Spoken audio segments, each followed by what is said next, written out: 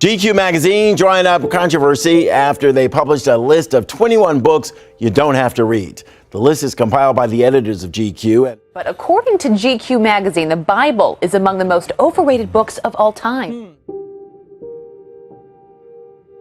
The Pew Research Center is the go-to nonprofit for learning about a lot of things, including America's religious landscape. And this time, they asked a very simple follow-up to their standard question, do you believe in God?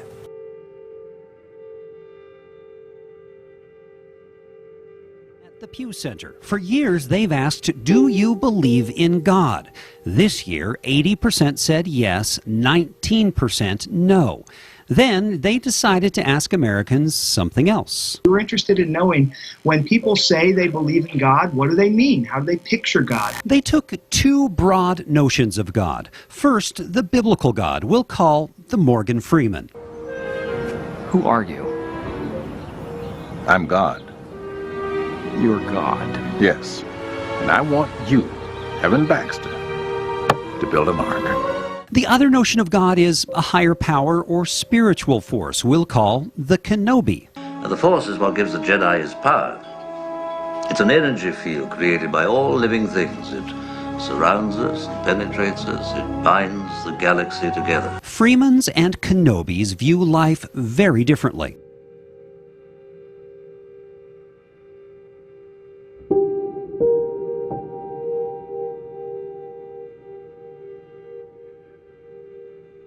Remember the 80% yes, 19% no answers? The Freeman-Kenobi distinction is far less monolithic. 56% of Americans said, yes, I believe in the biblical, the Morgan Freeman God. 23% of Americans said, yes, I believe in a God like what Obi-Wan Kenobi describes. And then 9% of Americans said, no, I don't believe in God, but I'm pretty much with Kenobi. Combine those two, and with rounding, a third of Americans fit the Kenobi category. 10% still reject both notions of God. All right, it should have updated to show you that 33% of Americans actually fall into that category of believing in a higher power, a spiritual force. And so that is a huge subsection of the American public, much bigger than they've seen before.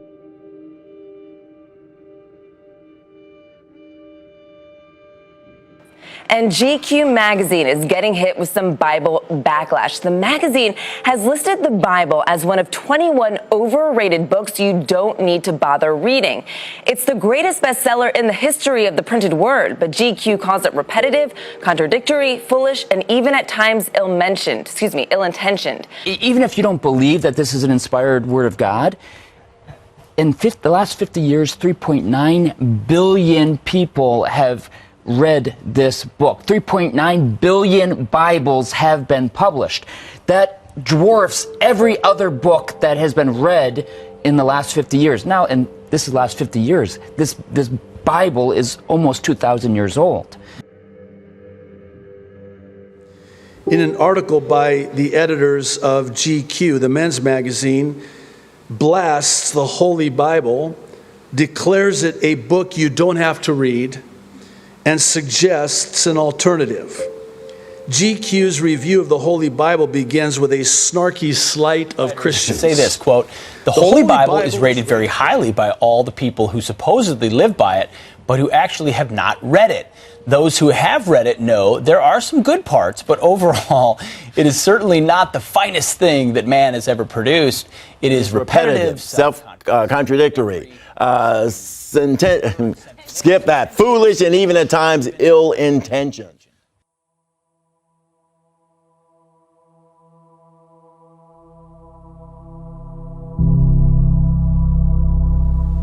It gets worse. This was all on Friday, the day before on Thursday.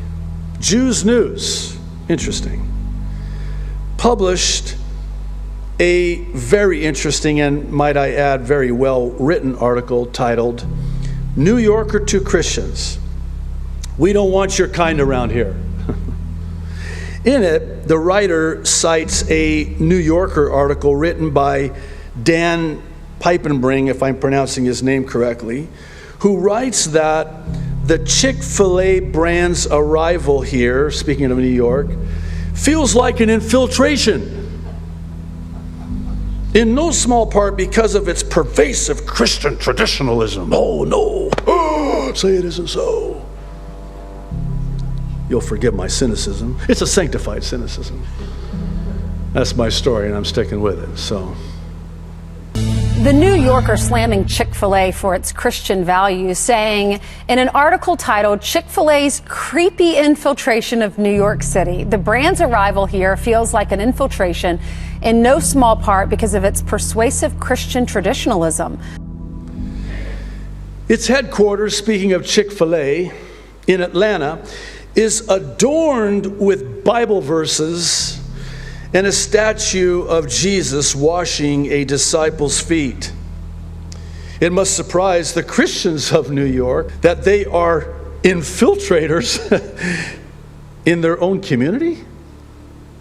But in Pipe and Bring's world, any outsiders must be shunned. He further claims its commercial evangelical messaging are inflected with suburban piety. Elsewhere, he's scandalized by the fact that the restaurant's corporate purpose still begins with the words, wait for it, to glorify God. Wow.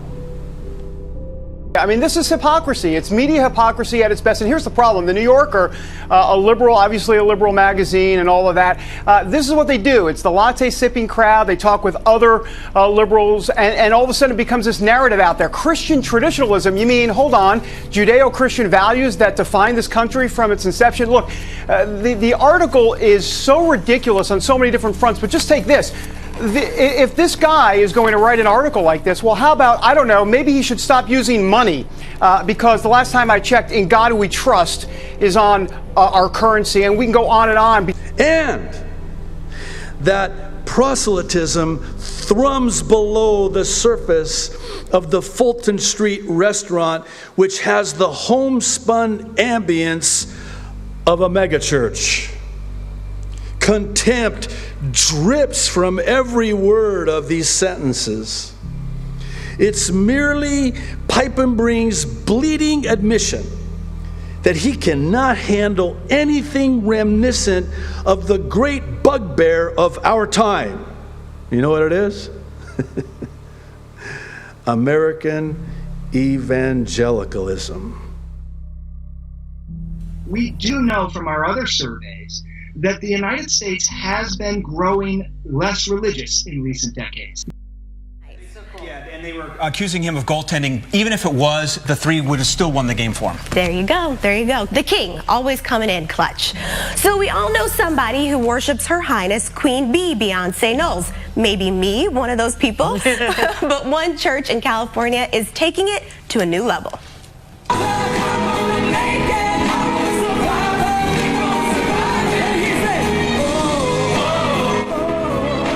Francisco's Grace Cathedral held a unique mass that attracted at least 900 people. Are you ready to actually worship Beyonce? A San Francisco cathedral will hold a special Beyonce Mass.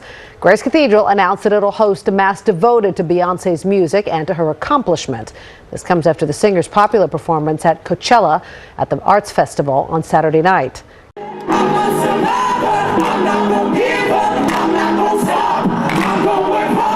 San Francisco's Grace Cathedral looked and sounded more like a concert than a church for a first-of-its-kind Beyonce Mass. It was amazing. It was one of the best spiritual experiences I've ever had.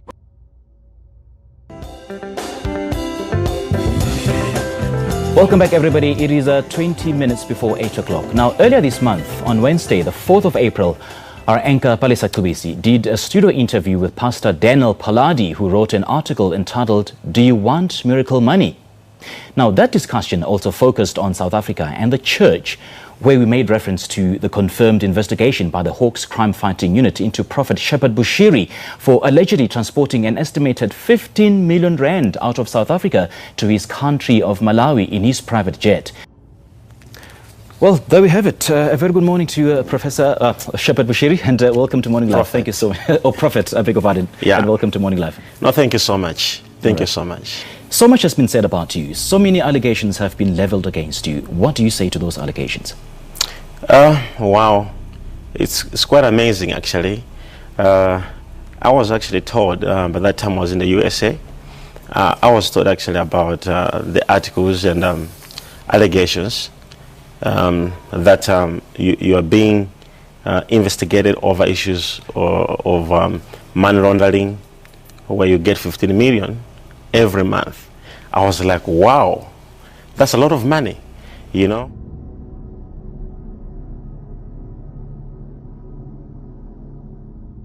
So of all the businesses that you have in South Africa, one of the biggest that generates the most income from you, for you rather, is your church, the Enlightened Christian Church. Is that correct? No, the church is the business. The church is not a business at all.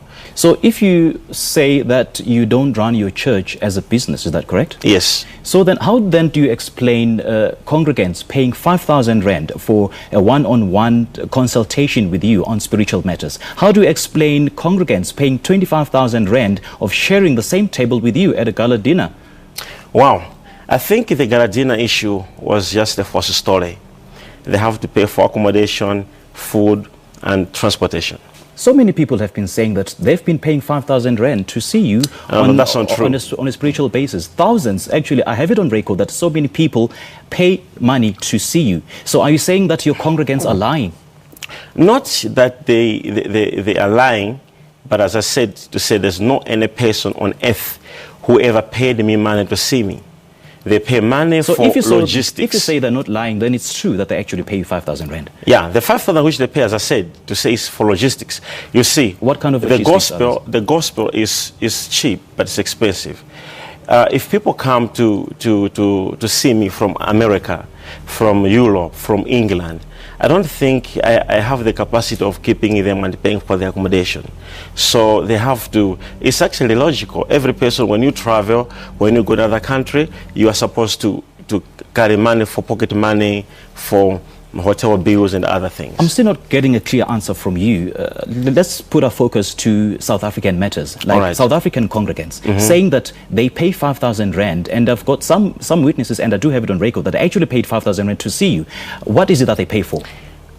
Sir, as I've said, to say the money which people pay is for international visitors program.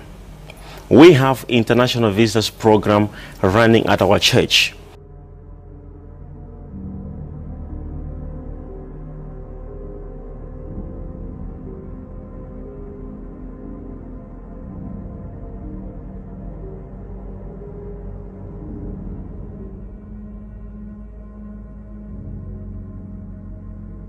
We continue our discussion with Prophet Shepherd Bushiri, the leader of the Enlightened Christian Church, gathering on the Hawks confirmed investigation that he transports an estimated 15 million rand out of South Africa to his country of Malawi in his private jet. So you pay people to give false testimonies, and you perform false miracles in your church. Is that correct? Wow, I would say, number one, I've never performed any miracle in my life. So I don't think I would answer that question, because in my church, like your church and other church, if a person is healed or delivered, it's not. Hang on a second, you've never performed miracles in your life? I've never. But Jesus What does. about the testimonies that have been given by your congregants that's saying that I've been healed by Pastor Bushiri? So much happened in my life because of Pastor Bushiri? I'm not the healer. Jesus is the healer. And I've never healed any person. I've never delivered any person.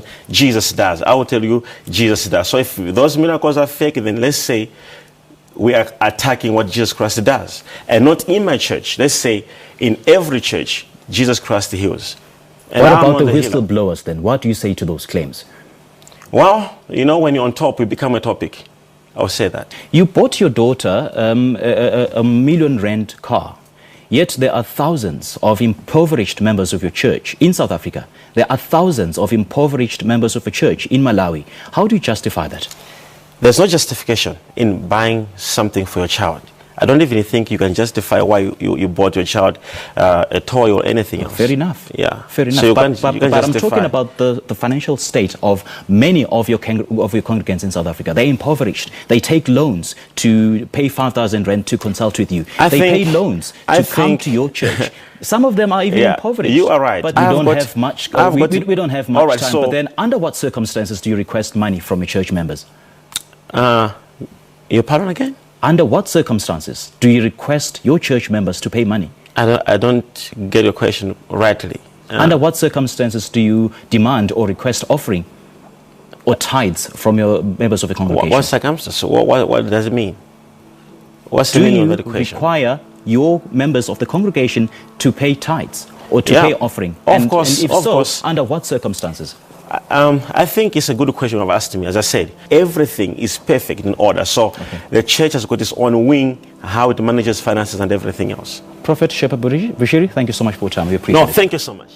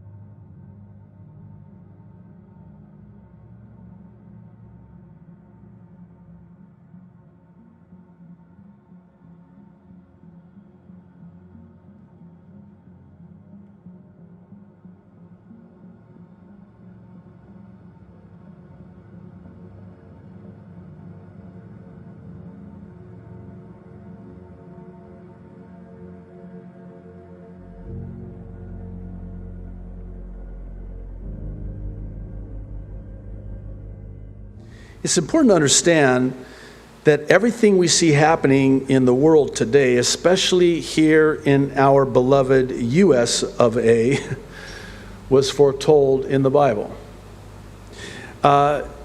It's thought that over 1/3 of the Bible is prophecy. Think about that. Let that sink in. Those who have read it know there are some good parts, but overall, it is certainly not the finest thing that man has ever produced. The problem is man didn't produce it.